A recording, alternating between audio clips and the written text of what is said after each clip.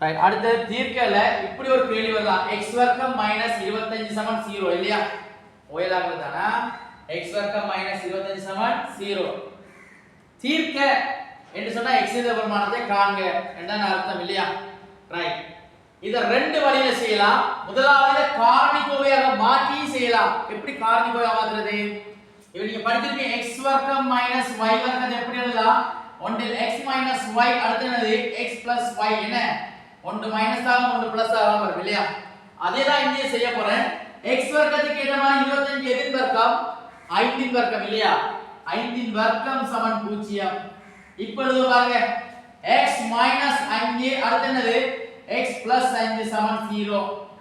இப்போ அந்த முதல் ஒரு வீடியோ போட்டதுங்க அதுக்கு என்ன மாதிரி வந்துட்டா இல்லையா?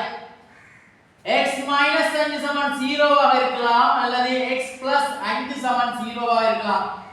மைனஸ் 5 சமணகங்களோனா பிளஸ் 5 பிளஸ் 5 சமணகங்களோனா மைனஸ்.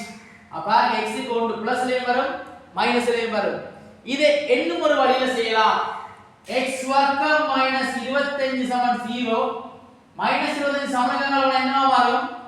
பிளஸ் 25. என்ன உங்களுக்கு இந்த வர்க்கத்தை இல்லாமல் ஆக்கினால் அங்க வர்க்கமூலம் வரும். ஆனா வர்க்கமூலம் போட்டா என்ன போடணும்? பிளஸ் ஓ மைனஸ் போடுவோம்.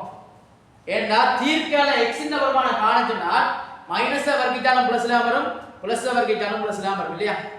ஆகவே 25 இன் வர்க்கமூலம் என்ன 5 அது பிளஸ் ஓ மைனஸ் 5. என்ன 5 பிளஸ்லயும் வரும் மைனஸ்லயும் வரும். ஓகேயா?